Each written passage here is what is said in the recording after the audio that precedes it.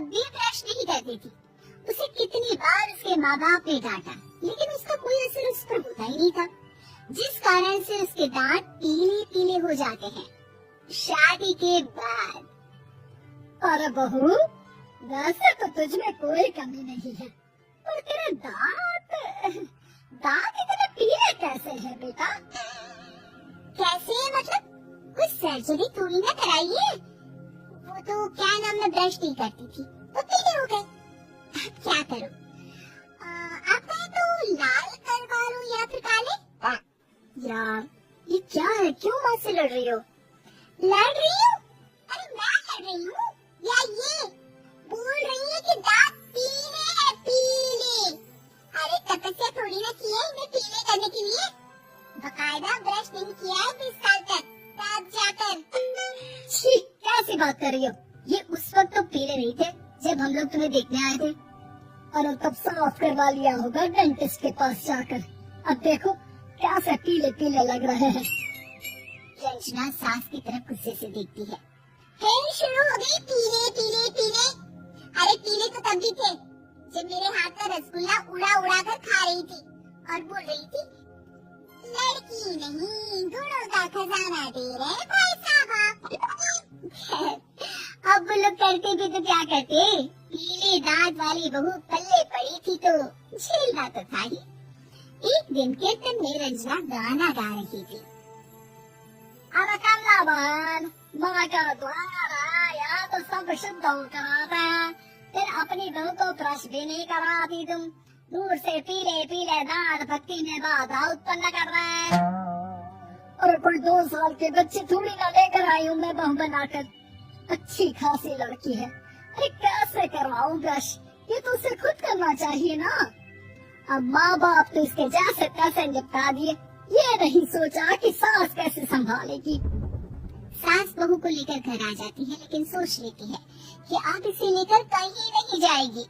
अगले रोज बहू कहती है, अरे क्या हो गया, मंदिर नहीं जाना क्या? कीर्तन का वक्त हो रहा है। मेरी मधुर वाणी से कान्हा जी जागते ही और सोते हैं। आप तो जानती है ना उनकी भक्ति में कितना मन लगता है मेरा। वो क्या है ना, तबीयत ठीक नहीं लग रही है मेरी, आराम करूंगी मैं। तबीयत ठीक नहीं लग रही? अभी तो मिथुन के गाने पर नाच रही थी आप, और अब बोल रही है कि तबीयत ठीक नहीं लग रही। अरे भक्ति में मन लगा लो सासू माँ, ऊपर जाना है, क्या मुँह दिखाओगी आप? हाँ? सास को बहू की बात पर गुस्सा आ जाता है। मैं क्या मुंह दिखाऊंगी, इसकी चिंता तो ना कर, समझी? अपने मुंह की चिंता कर, जो ये पीले पीले दांत लेकर हर जगह पहुंच जाती है। पता है लोग कितना मजाक बनाते हैं। ना जी ना, मैं नहीं जाना कहीं तेरे साथ। तो ये बात है, कोई ना, मत जाओ, मैं अपने कमरे में ही बैठ कर भक्ति कर लूंगी। ऊपर वाला दांत थोड़ी ना देखता है, मन देखता है, भावना देखता है। और अरे बस बस, तू सब कुछ दिखा, बस ये सफेद चमकदार दांत ना दिखाना किसी को, है? जा यहाँ से। बहू को सास की बात का कोई फर्क नहीं पड़ता, वो तो जैसी थी वैसी ही रह जाती है। सुबह नहाकर किचन में खाना बनाना, फिर खाना खाना, कीर्तन भजन करना और सो जाना। एक दिन, माँ जी मैं सहेली के घर जा रही हूँ, शाम को लेट आऊंगी। हाँ, तो जाना, मैंने कौन सा तेरी आरती करनी है घर पर बैठकर। रंजना सहेली के घर जाती है, जहाँ वो पार्टी में जाने की तैयारी कर रही होती है। अरे शिखा, कहाँ जाने की तैयारी कर रही है? मैं गलत वक्त पर आ गई क्या?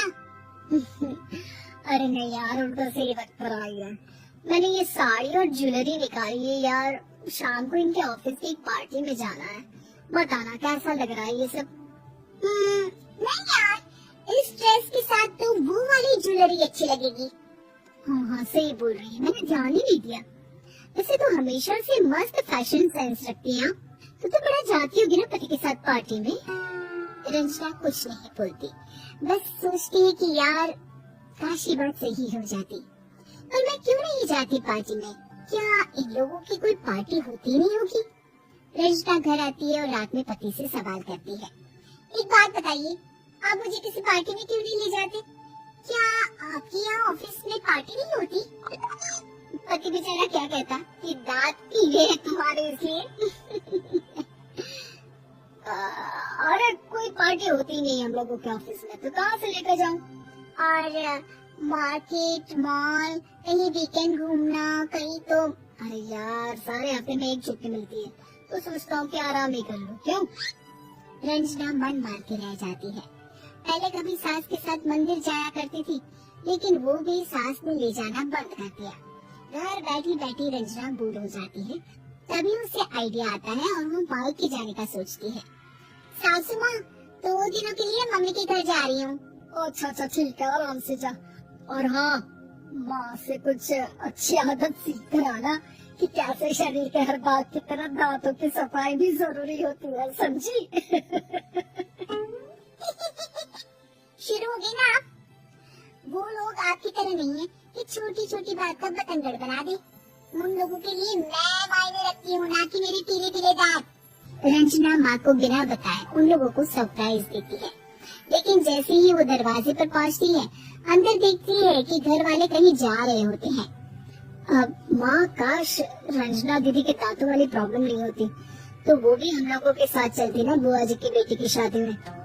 हाँ बेटा, लेकिन अब उसे कौन समझाए कि उसको उसके पीले दांत नहीं दिखते, लेकिन उसके आसपास के लोगों को कितना एम्बैरेसिंग फील कराते हैं। मुझे तो कितनी बार उसके स्कूल की टीचर ने शिकायत की कि उसके साथ कोई लड़की बैठना भी नहीं चाहती, और ना ही कॉलेज में कोई उससे बात करना चाहता था। लेकिन पता नहीं क्यों उसे ये बात समझ में नहीं आती।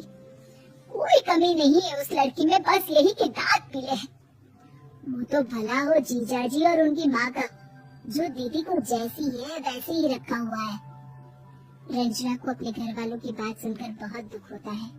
वो सोचती है कि वो क्या करे, लेकिन फिर वो सीधा डेंटिस्ट के पास जाती है, अपने दांत चमकाती है और कसम खाती है कि वो रोज ब्रश करेगी।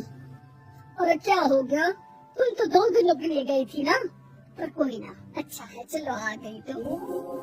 रंजना सास के सामने आकर खड़ी हो जाती है और पूरी स्माइल करती है, उसके चमकदार दांतों को दिखाती हुई।